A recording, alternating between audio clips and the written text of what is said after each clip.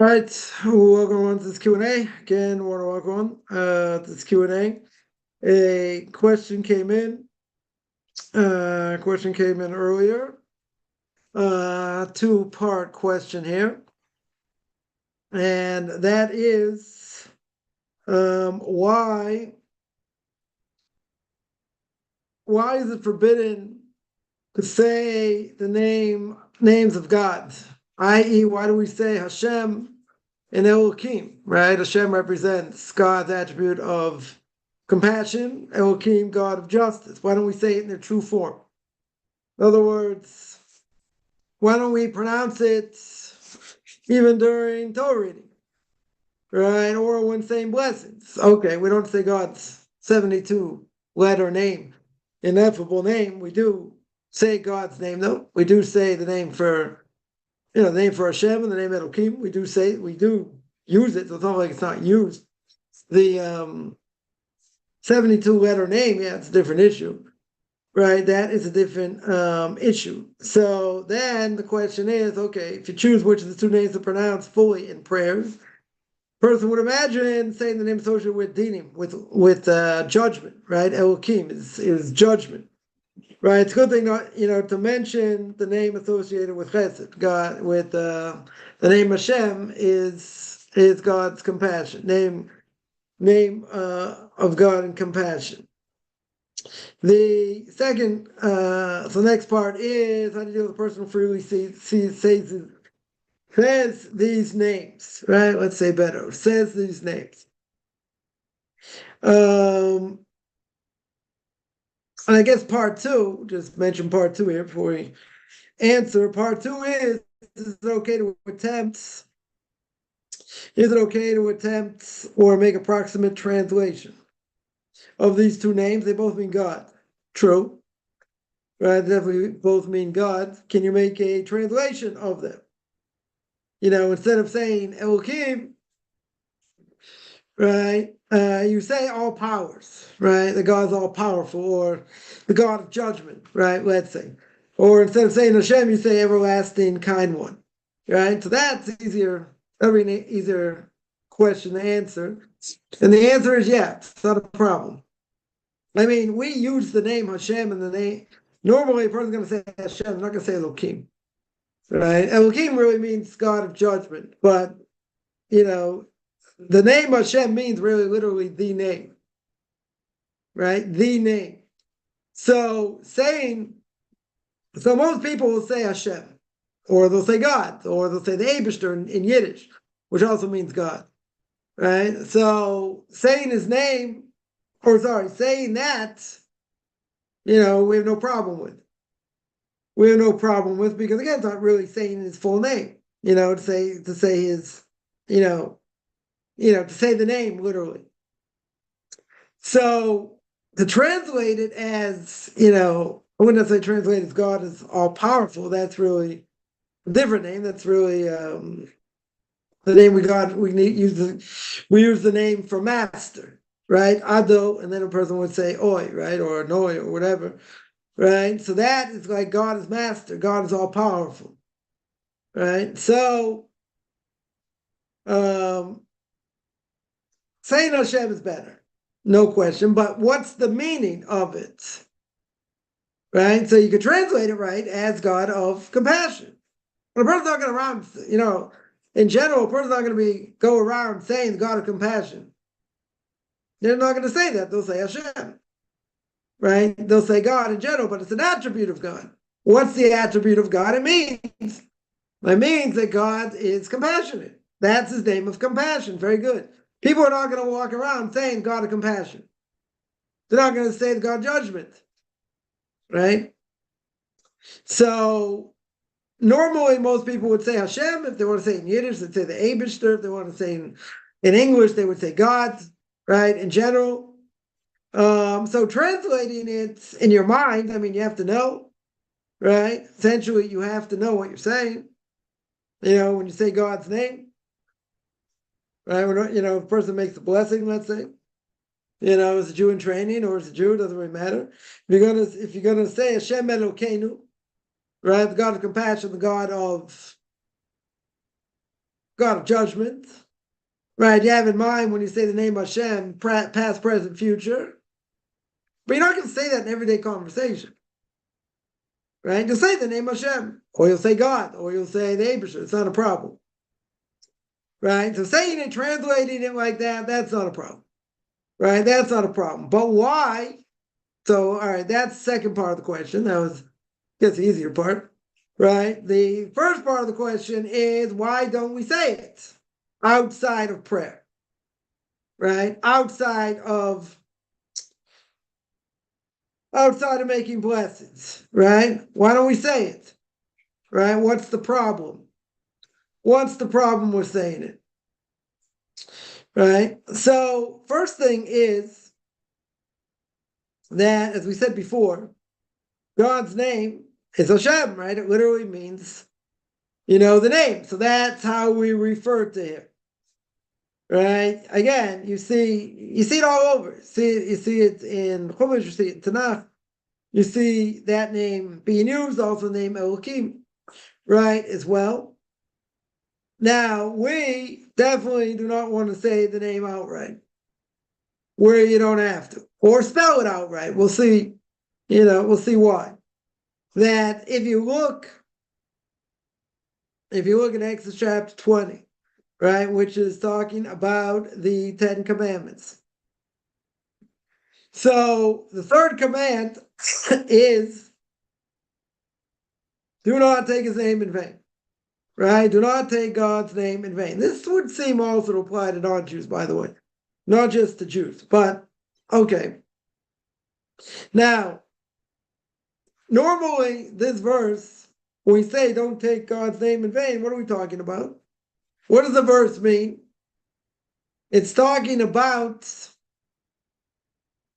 not using God's name for an oath, right? In other words, a person would say God's name to make some sort of oath. So therefore, it would extend to all expressions.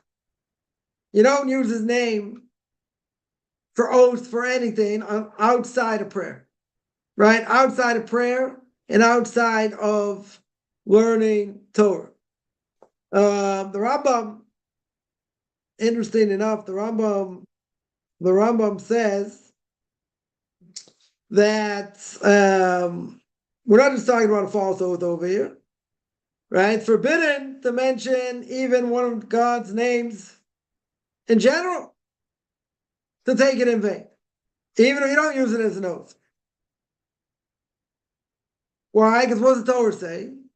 You got to fear his glorious and awesome name, right? That is what the Torah says. That is Deuteronomy chapter 28, verse 58, right? We don't mention it in general because you got to have fear when you say it, right? You have to have fear of God's awesomeness. You don't just go around saying his name for no reason. Therefore, let's say, slip of the tongue, a person mentioned God's name in vain. Let's say. A very severe prohibition. But let's say someone did it. What should you do? Immediately, person should run to praise, glorify his name so it wouldn't be mentioned in vain. Right? Really, you should say, if a person said Hashem's name when you shouldn't have, you should say, Baruch Shem Kavod Malchuso Le'olam Va'ed. Right? Blessed is God for all eternity. And that sort of fixes this up. Right? In other words, you just desecrated his name. You said it for no reason. So now you say, Baruch Shem Kavod. What does that do? Sanctifies God's name. Glorify God's name. Right?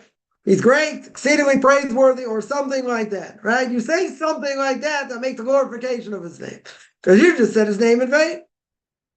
So we got to be careful. We got to be careful saying his name, only for prayer. Now, when the prophets is a side point, when they talk about making God's name known, they're not talking about his name per se. He's saying the Jewish people should know that God exists. He's the creator, right? He's the creator of the world. He's in charge, right? He supervises every living thing. It's in King David. King David does the same thing, He refers to praising God's name, i.e., not his actual name. What is he praising? God's greatness. God's greatness. That's what he's praising. So then, if we're going to say he should really praise God himself without mentioning his name, why don't you just praise him? Why do you say praise his name? Right? Interesting question. In other words, if you're going to say that, so say, praise his name. So the Balatanya, first of all, Rabbi, Shneur Zalman of Liadi, as he was known. What does he say? He says the expression of some degree over here is what? Is showing appreciation. Whether it's emotional appreciation, intellectual appreciation, whatever it may be, this praise, you're praising God himself. Right? You're showing his greatness. So that's what we do. But God makes himself known through what? Different manifestations, i.e., different names. Different names that the Torah calls him. Therefore, praise his name. So, first of all, we're not saying, we're going to only use it in specific places, i.e., for prayer, right? For learning Torah. But even if you want to go through Tanakh and it says, praise his name, it's not actually praising the name, right? What's it doing? It's praising his deeds. It's praising his greatness, right? Essentially. So that's one thing. Now, second thing is, okay, now why don't we write it? Right? Why does a person, if they're going to write, whether on paper or send an email, they'll say, if they say God, they'll say G-D. They won't spell it out. Right? Why? What are we worried about? We're worried about what happens if this piece of paper or whatever you wrote it on gets erased, gets thrown out. So what's the problem? You're treating God's name with this is disgrace. You got to treat God's name with awe, with reverence, with respect. Now, if let's say you wrote it on a computer, you wrote G-O-D. Could I erase it? You could erase it. But that's not really writing. Still, on a computer, on Shabbos would be forbidden. Question is, would it really be forbidden because of writing? It's not really permanent, because it could be erased. But again, it would be a rabbinic prohibition. Nonetheless, if a person was typing and they put G-O-D, you could erase it. Right? It's not considered really writing. Now, what we said before, the fact that a person would say God, let's say in translation, right? It's an English term to translate God's holy name. So that's not a problem. Right? So if a person wrote God, G-D, that's okay. And that's what you really should do. Because that is still respectful, but you're not really writing his name.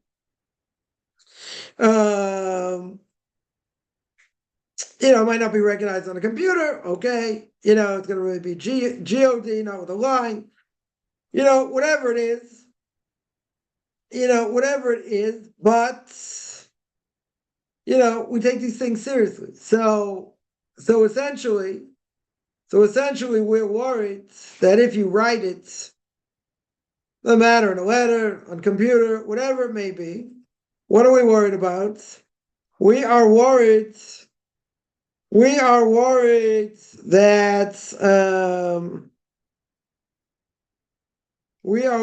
what's going to happen? You might erase it, might get rid of it. You might, I don't know, you might throw it away somehow. So essentially, we're not going to write it. We're going to be careful to say Hashem, so the name doesn't get abused. Right? You only say it for prayer. You have to have reverence. You have to have reverence. So then, the next part of the question was, how do you deal with a person who freely says this? So I don't have a good answer. I mean, just try and explain to them. Try and explain to them. It's a pretty serious thing. We don't go saying around, God's name for no reason. It's like taking God's name in vain, right? Essentially, it's taking God's name in vain. Try and explain to them that you don't just go around saying his name. I mean, there are groups. I mean, I don't know anyone in them, but there are some groups out there, people, they spend their whole lives trying to figure out and how to pronounce God's 72-letter name. God's 72-letter name. I don't know. I can probably find better things to do, right? It's not going to help them learn anything. Okay, I get it. They want to be able to say the name or say it properly, whatever. It's kind of a long name, 72 letters. Yeah, but again, this exudes holiness. It's not something to be played around with. This is why for a non-Jew it'd be problematic. Non-Jews have to keep laws, universal laws according to the Torah, according to the way the Torah looks at it. Very good. So you're going to say, well, why should that apply? Right? Why is that universal? Well, if we do believe in God, we take God seriously. We take his book seriously that he passed down to Moses to pass down to us. Very good. So we take that kind of seriously. Okay. So if you take it seriously, I don't go say his name whenever I want. And if I say his name and it's not used for the right thing, it's taking his name in vain. It's also universal. It should also apply to non-Jews. Right? So again, I would say if someone, person knows somebody, they constantly say his name, they constantly say God's name and there's no context.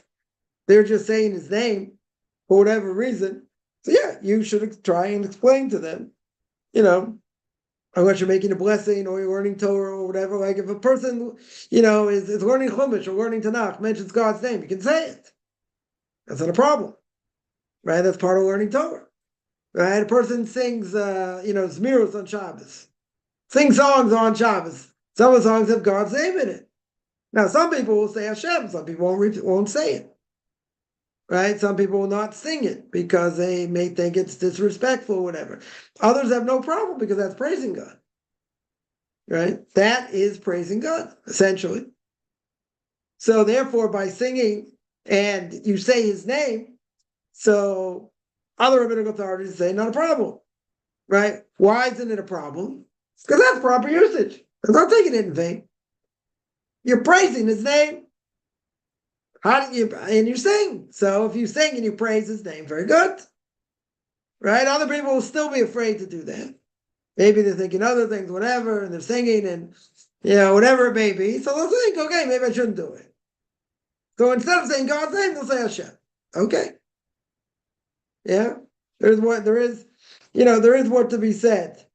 There is what to be said for that. But in general, right? In general, I say it shouldn't be an issue. Right? Because you're using it for the right thing. You're not taking it in vain. It's not taking God's name in vain. It's using it properly. Right? So that's what I would answer that. Someone asks, reading about Chabad website about Amalek. Charles mostly about self-doubt. So it's more, they brought doubt to the world, true. Right? Spoke about that in Pirkei Avos a couple of weeks back. The numerical value, each letter has numerical value. Right? Aleph is 1, Beis is 2, Gimel is 3. Gematria, we call this. That's the gematria, the numerical value of Amalek is the same as Suffolk, of doubt. They brought doubt to the world. They don't believe in supernatural. They don't believe in supernatural. Right? So, how is it about self-doubt? Okay. That Haman was last known Amalekite, right? That is true. So we should consider it more of an internal spiritual battle against doubt, or is it a physical battle against the type of person? Now, there's an obligation to wipe out Amalek, right? King Saul was given that obligation, right? And what do you call it? In Samuel 1, chapter 15. Samuel the prophet gives him a direct command. Right? God tells Samuel the prophet, tells Saul, wipe everybody out. Wipe them out, all the property, everything. And he left Agag, he left the king alive, and he left the best of the flock alive. The best of the flock he left alive so he could sacrifice it to God. Okay, why did he leave the king alive? Well, that's very hard to understand. And he only realized he didn't do anything wrong. He did something wrong until the prophet came and chastised. That's when he realized he did something wrong. Up until that point, he didn't think he did anything wrong, right? Which, very hard to understand. But at the same time, he left the king alive.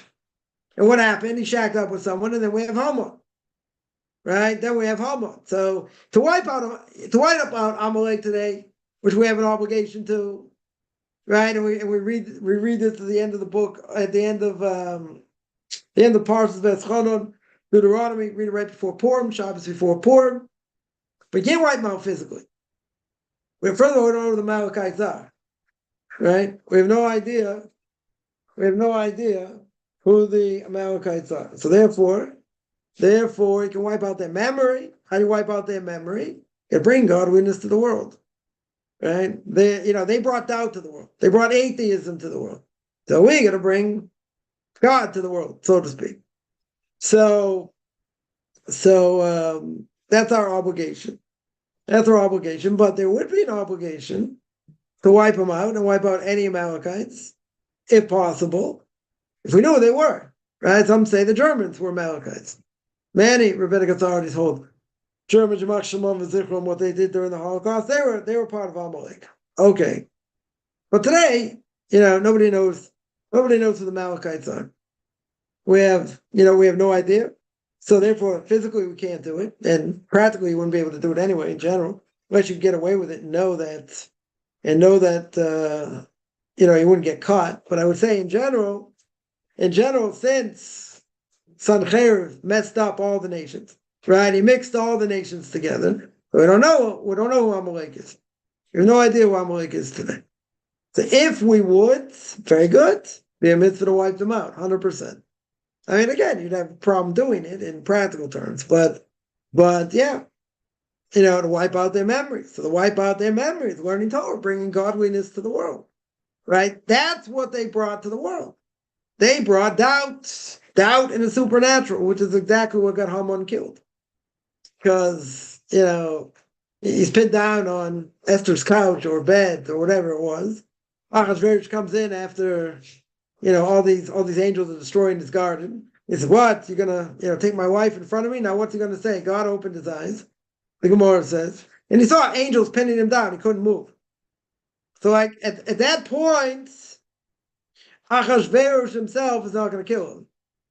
He's still not going to kill him until Charvona, who was Elijah the prophet, that Charvona says, "But look, he set up these gallows 50 cubits high," which is like a cubit, I guess, like a handbreadth or whatever, right? So 50 high, which is pretty high.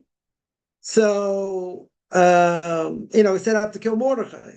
Once Achashverosh saw that, and Achashverosh felt his life was threatened, then he had him killed. But again, what would at this point, before he has him killed, what would Haman say?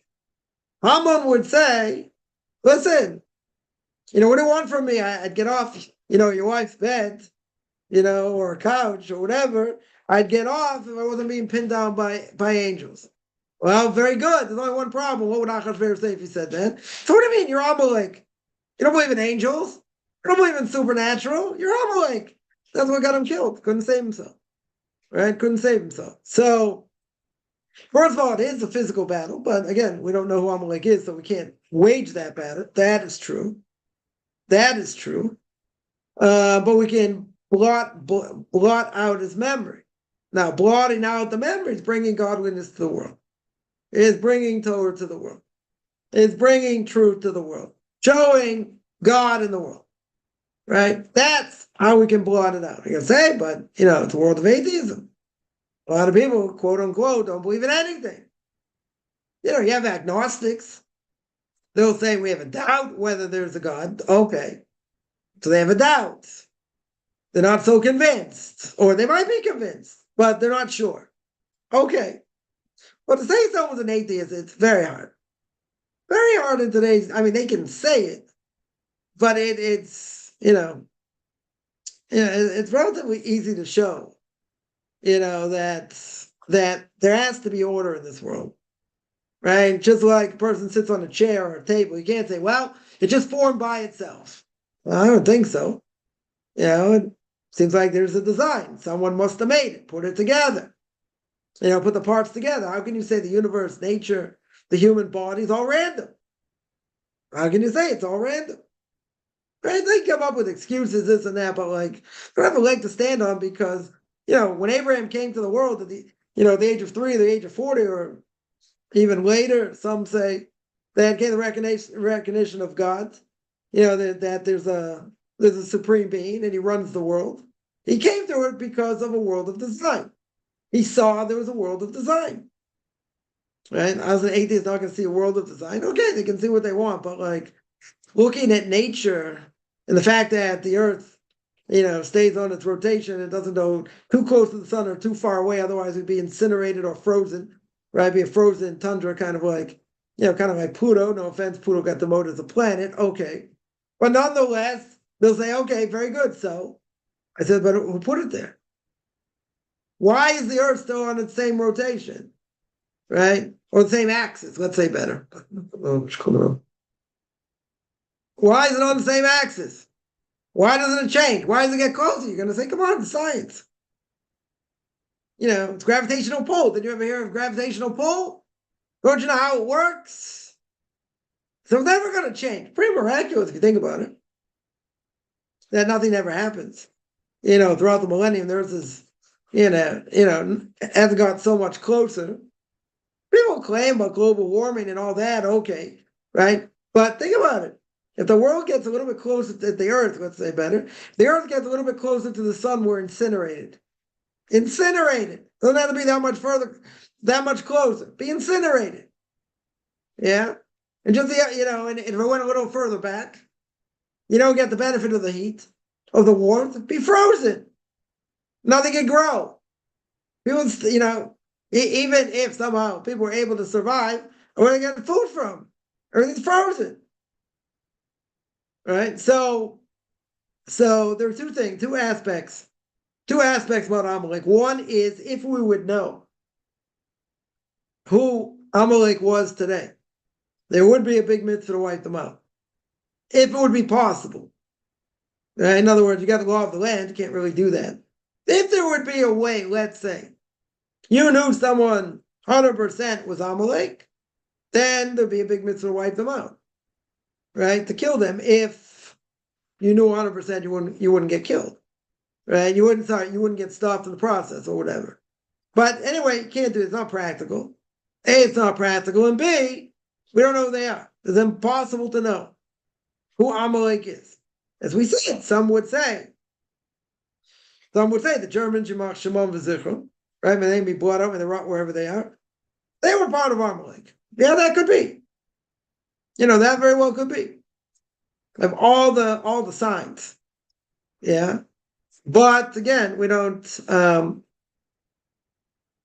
we can't do it today because again, all the nation's been messed up, mixed together. So you got two things going on. You got really a physical battle, which you can't really do today, but there's a major spiritual battle. So that people will say, wrongly, the Torah is so antiquated, doesn't apply today. Think about it. Think about this.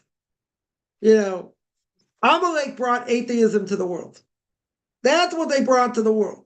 The Greeks, Hanukkah, we call the Greeks, I was learning earlier today, call the Greeks darkness. Go on to say they brought the Enlightenment, roads, they made aqueducts, right? Monty Python reference here, right? They made all these things and, education and all this we call darkness.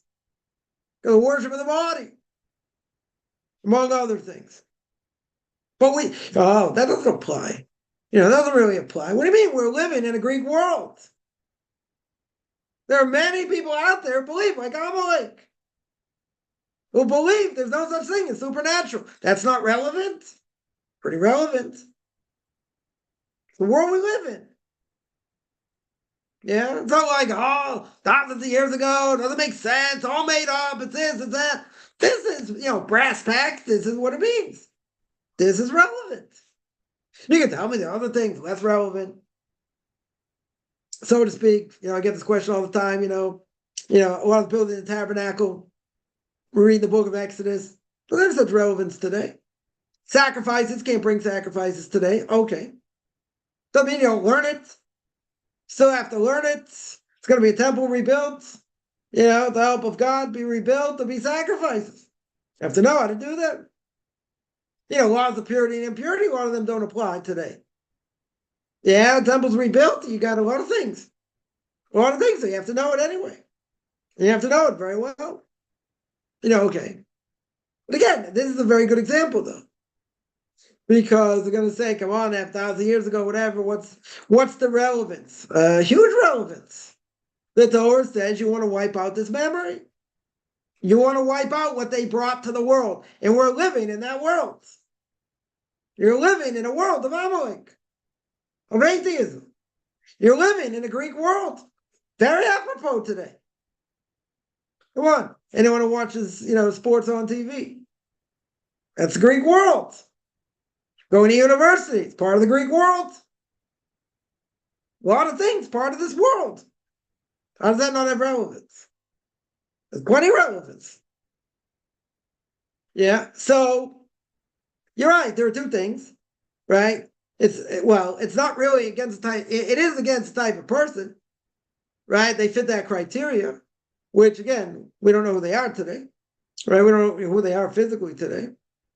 Also, they brought this idea to the world. You're fighting against atheism. That's what they brought. No belief in supernatural. That's what they brought to the world. And that's the world we live in. 100%. That's the world we live in, no question. People claim to be atheists. Okay. They don't believe in anything, this happened, that happened, or whatever, and everything's random. Isn't it very easy to show how, nature is not random? The human body is not random? So many things to show that there had to be someone or some being or something that put it together. I mean, there's a lot of order, but that's what we have to do, right? It's not hard to see. People don't want to see it. They're going to say, of course, a baby forms and this, and that's how, the baby's protected, for 9 months. Nothing can get to it in general. Definitely protected. It's fed, taken care of, and it grows, whatever. A lot of miracles. A lot of miracles in the human body. You say, very good, that's nature. Okay. But why is it that way? Why is it if the person took a seed of an apple or an orange, plant it in the ground, right? Put water, sunlight, all things being equal, and it's going to grow. It's going to grow a tree. It's going to have hundreds of apples on it. You can say that's the DNA of an apple seed. Very good. That's the DNA. Beautiful. How'd it get there? How's it been that way forever? It's a good question. Universe coming into being. Well, you can say it's Big Bang. Very good. Yeah, not necessarily a contradiction to Torah. So you can say it's the Big Bang. Very good. Who made the Big Bang? Where'd that come from? I don't have answers. Of course they don't have answers, but they never thought about it either. The random this, that. And that's how it formed the universe. That's how people came into being. It's like taking an ink dropper, right? I don't know, people still have ink droppers today. Take an ink dropper, you drop ink on a paper, right? And, it spins around or whatever. It makes this whole thing. You want to tell me that's how the world came into being? Something like that? It just spins around different things. Yeah, why do they want to make up all kinds of crazy things? And they believe in evolution, they believe in other things. Why? Because there's only one other alternative. The other alternative, which they don't want to listen to, is the fact that God gave the Torah, let's say better, God created the world. They don't want to come to that conclusion, right? Which we mentioned many times by Stephen Hawking and Einstein. They refuse to even entertain the possibility. But they don't have an answer how the world's expanding. The universe is expanding. They have no answer according to science. But they refused to entertain the possibility. They agree according to math and physics. The universe is expanding. Beautiful. They can't answer why. And they can't answer who's behind it. They'll say, we'll find the information. But, I'm kind of thick. I would say, Al, Steve, if I had him in this room, right, where I am now, I'd say, come on, give me scientific proof. We don't have it. Okay. But we'll find it. Okay. I would say, but there's only one other possibility.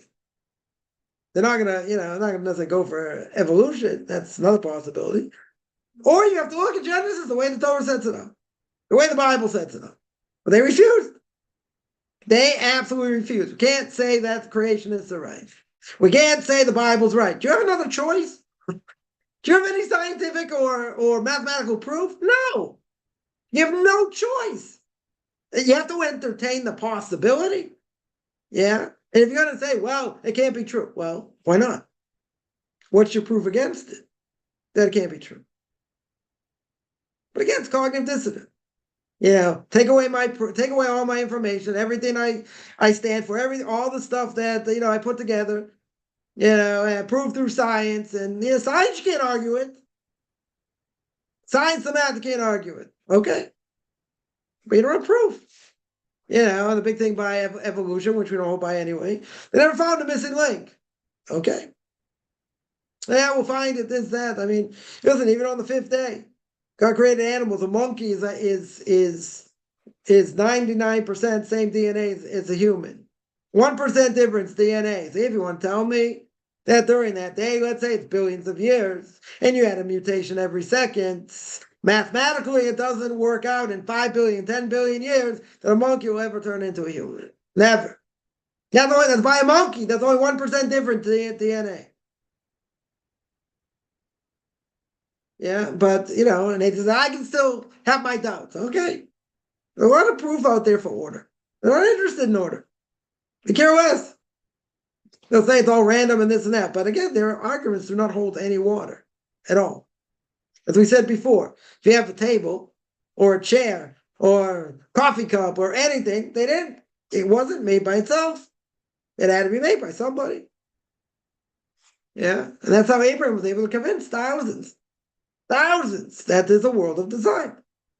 And therefore, there's a designer who made it that way. Now you can ask the question, okay, who says I have to worship that designer? And how do I know what the designer said? Good, that's a different discussion. But to say there's no order? Kind of hard to say.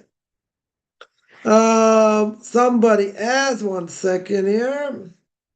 Someone says, atheism is a silly worldview. Yeah? Totally unscientific. That makes sense, right? I would 100% agree. But, they have all these convoluted theories. Some of them. But again, most people, and I haven't taken the survey, but I would bet all the money I don't have that it's true that most people have these ideas and never thought about it. Have never in a million years thought about it. They say I'm an atheist. Okay, do you ever study anything? You ever study philosophy? Socrates, Aristotle? No. You ever study later philosophy? Kant, Kierkegaard? No. Did you ever study Jewish philosophy? Maimonides, Yudah Levi? No. Did you read the Bible from cover to cover? No, but I saw the movie. Come on, you're not an atheist, you're an idiot. Most people have never looked into it. They just say I'm an atheist. Okay. Yeah, no proof, no nothing, no thought behind it. Somebody asked their best method for helping others achieve less doubt. Yeah. I would say go through, get the book Duties of the Heart, go through Shar Bechina, Gate of Reflection. Right? There, he makes very clear, the Chovos of Bubbles makes very, very clear miracles in the human body, miracles in science. Yeah. Miracles of celestial beings, let's say. And how it can't be random. And how it shows beyond the shadow of a doubt that there has to be someone who orchestrated it. Right? It goes to the human body, many things about the human body. It goes to nature, goes to a number of things in nature. to show it can't be random. He goes through the heavens. He talks about the the sun and the moon and and all that. You got this huge thing, the sun, and you would think it's a burning furnace. That's what it is. Absolutely burning furnace. And pretty miraculous, hasn't burnt out. It still stays the same and nothing. So he goes through all that systematically. Also, at the beginning, in the Gate of Unity, which a lot of people don't learn, which I think people still should, nonetheless, he talks about why there has to be belief in only one God. He goes through systematically why it's only belief in one God. But that's a very big, good book to go through. Also, Rabbi Leib Kellerman, put this up here. He wrote 2 books among others, called Permission to Believe and Permission to Receive. By Rabbi Leib Kellerman. Those are 2 books to get. If you want to see that he proves through logic, why, first of all, you can believe that there is God, different approaches to belief in God. And about the Torah in general in the second book. So I'll just put this up here on YouTube. Permission to believe and permission to receive. Oops. By Rabbi Leib Kellerman. So he's he makes pretty clear a lot of different approaches. A lot of different approaches to logically to believe how it would lend a person to think and believe that there is a God and he created the world. So that is those are good books to read. Again, Chosavamos also speaks pretty clear, about the idea of what do you call it? If you look at nature, if you look at the human body, you look at stars, the moon, etc. You see this clear order. 100% you see this clear order. Right. And once you think about some of these things, then a person can still say, well, I still have doubts. Yeah. But you can always use that as an excuse. Well, think about it. If there's evidence, you look at the human body. Yeah, human body is a good example. You look at a number of things in the human body. It shows clear beyond the shadow of a doubt cannot be random. Cannot just be random. The fact that 2 people together, create a child, and that's what happens. Well, that's DNA. Well, you got an egg, you got semen, put them together, very good. That's how a child's formed, biology 101. 101A, well, we'll keep this clean. But think about it. You're going to say, okay, that act produces a child, or maybe you don't even need to do it. Do in vitro, whatever. Okay. Either way, you're going to tell me, okay, a child forms, and the child gets sustained by whatever the mother eats. Child's protected, for 9 months, all things being equal. It's in a place you can't get to. So, there shouldn't be anything, anything that should happen to the child in general. Then it's born, and then it sucks the parents dry for life. Right? It can't do anything on its own. Pretty miraculous. Right? And then Chosavos there speaks about why that is the case and why it has to learn and learn all kinds of different things. On it. I wouldn't say on its own, but whatever. To learn how to crawl and how to walk and how to eat and like all these things. So you say, of course, that's nature. But think about it. Think about what the human body does. In general, it's you look at that and you understand. You can't say, it's impossible to say logically. Now, again, a person can have an agenda; they don't want to listen anyway. Fine, but it's impossible according to logic, to see something like that. You see the eye and what the eye does, and the images that the eye is able to process, it gets to the brain and different things. To say that it's random and the whole thing is random, you gotta be like, you gotta be brain damaged to say such a thing. I mean, seriously, brain damaged. They could ask the question, that's a different discussion.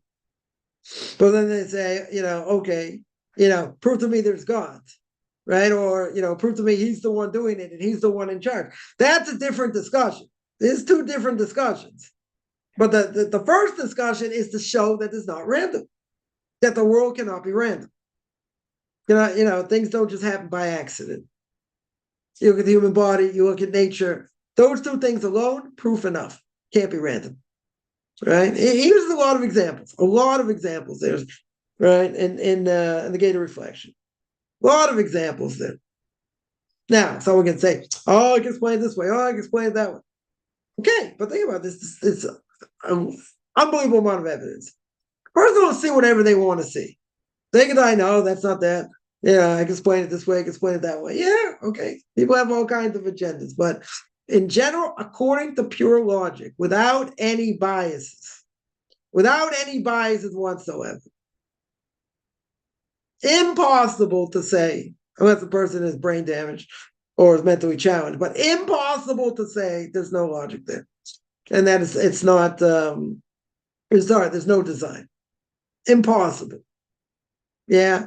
But then, but then you get into another discussion. Well, why do you say it's God? And how do you know it's true? And how do you know this? Okay.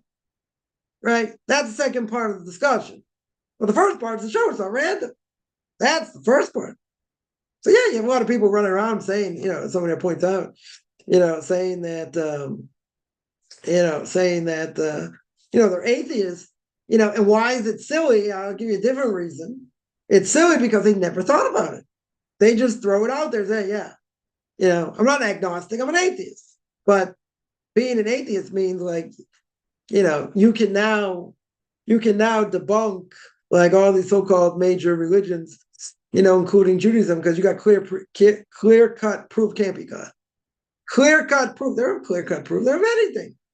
And most people, even if they're going to claim that they're atheists, have never learned nothing. They never studied anything to come to that conclusion. They might say, I'm an atheist and, my grandfather suffered or my parents suffered or this one suffered. So it must be there's no God. Okay, suffering's a big question. Very good. Right? But, if a person never studied, they never learned, never studied any type of philosophy or whatever, then say, I've never researched. But that's what I think. Okay, based on. I had someone tell me something, a while ago. I mention this quite often. I said, would you get proof for this? And, how do you know this? Do you have any sources?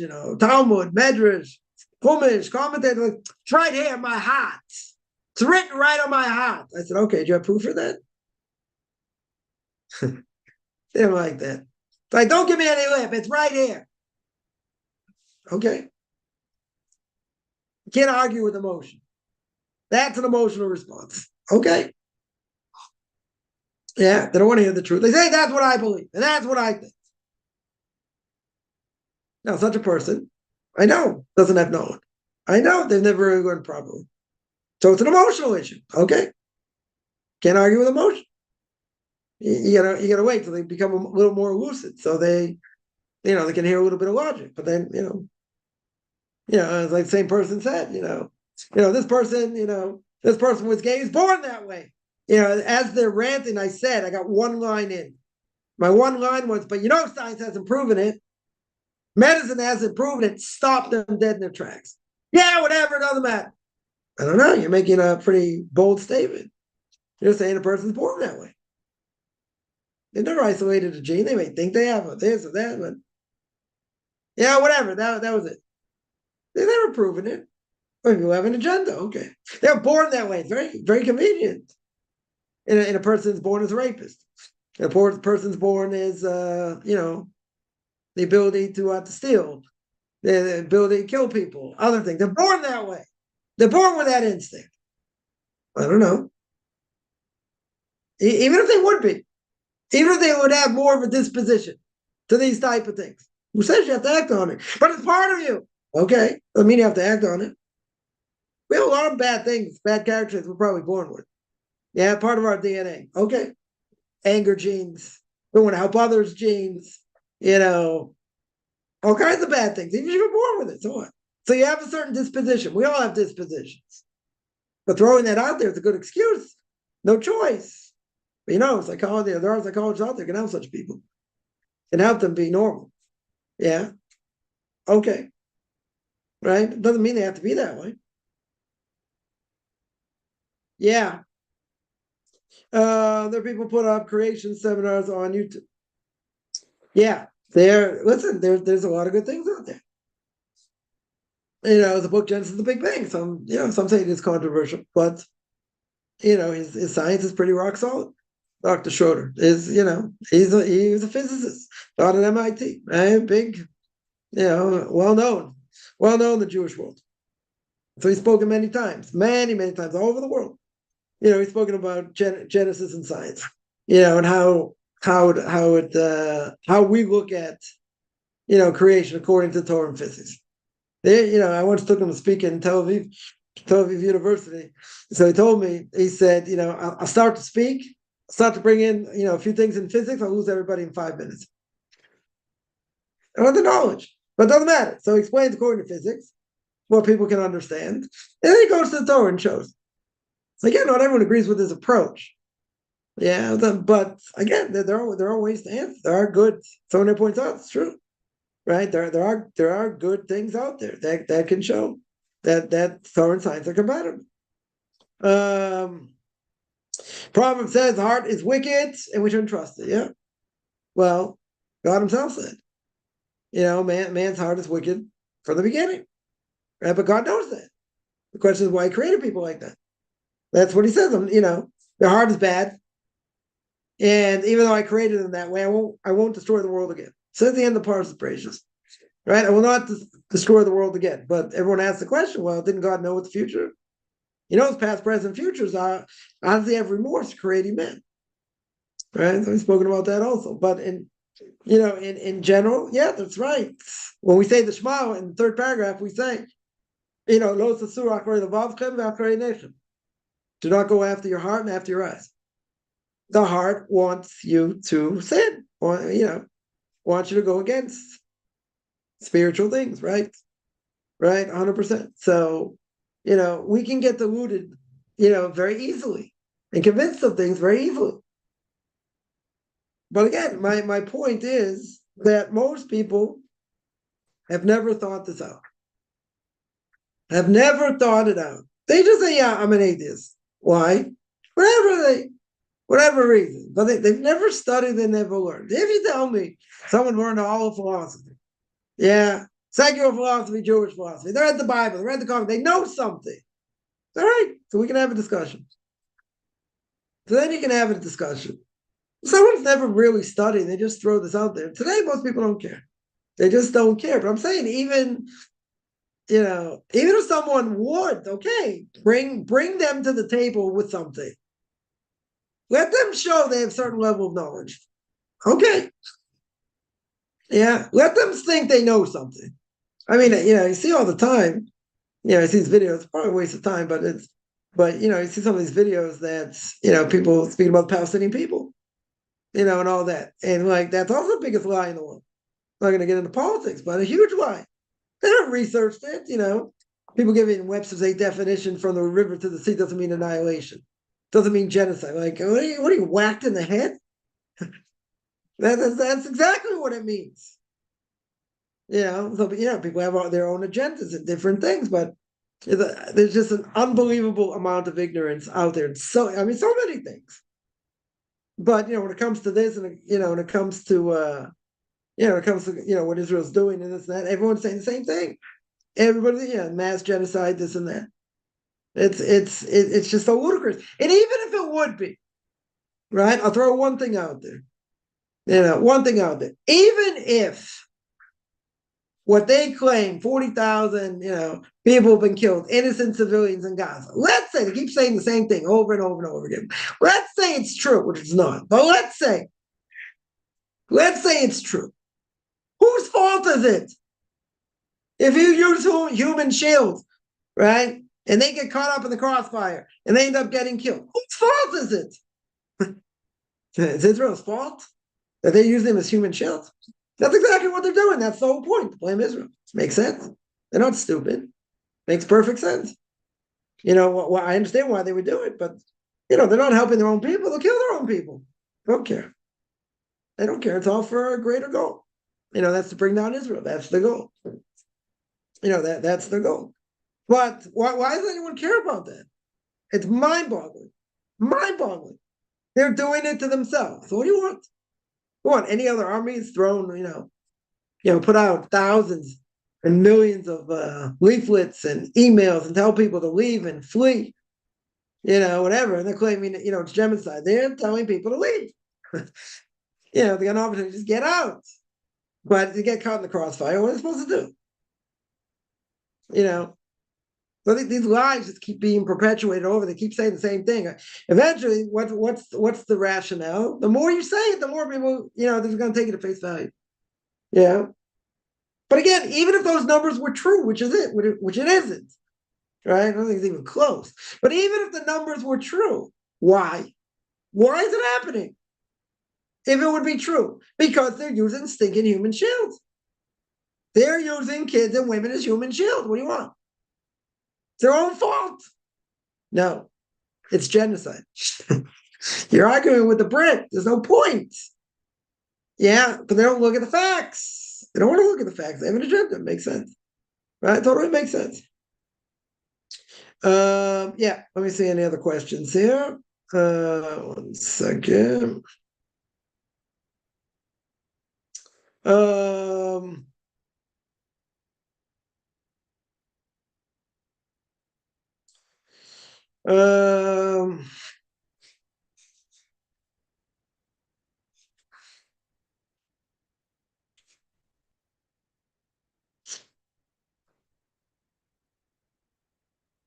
Yeah, let me see.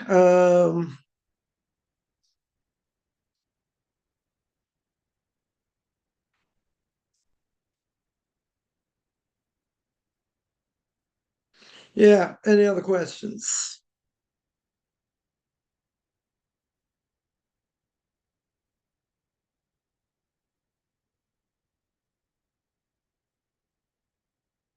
All right, I'm going to stop here. I do this every Tuesday and Thursday. 10 o'clock Eastern Time, 5 o'clock Israel Time. Anyone has any questions, feel free. Find me on Facebook at Chaim Kaufman, Beyond Orthodox Conversion Judaism, orthodoxconversion.com, and Beyond Orthodox Conversion Judaism on YouTube. There I got videos on Q&As, ethics of our fathers.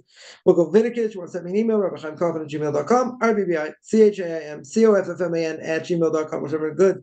Beginning of the day.